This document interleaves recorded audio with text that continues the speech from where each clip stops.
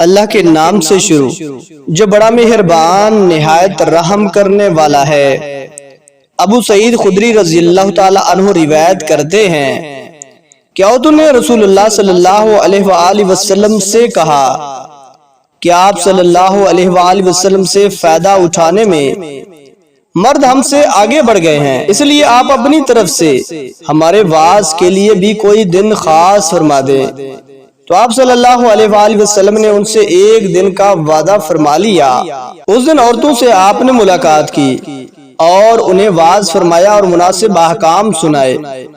جو کچھ آپ صلی اللہ علیہ وآلہ وسلم نے ان سے فرمایا تھا اس میں یہ بات بھی تھی کہ جو کوئی عورت تم میں سے اپنے 3 لڑکے آگے بھیج دے گی تو وہ اس کے لیے دوزخ سے پناہ بن جائیں گے۔ اس پر ایک عورت نے کہا اگر 2 بچے بھیج دے؟ آپ صلی اللہ علیہ وآلہ وسلم نے فرمایا ہاں، اور 2 کا بھی یہ حکم ہے۔ ابن ابی ملیکہ نے بتلایا کہ رسول اللہ صلی اللہ علیہ وآلہ وسلم کی بیوی عائشہ رضی اللہ تعالی عنہا جب کوئی ایسی باتیں سنتی جس کو سمجھ نہ پاتی تو دوبارہ اس کو معلوم کرتی تاکہ سمجھ لیں۔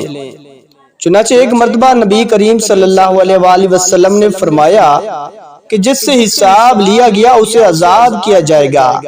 عائشہ رضی اللہ تعالی عنہ فرماتی ہیں کہ یہ سن کر میں نے کہا کہ کیا اللہ نے یہ نہیں فرمایا کہ عنقریب اس سے آسان حساب لیا جائے گا؟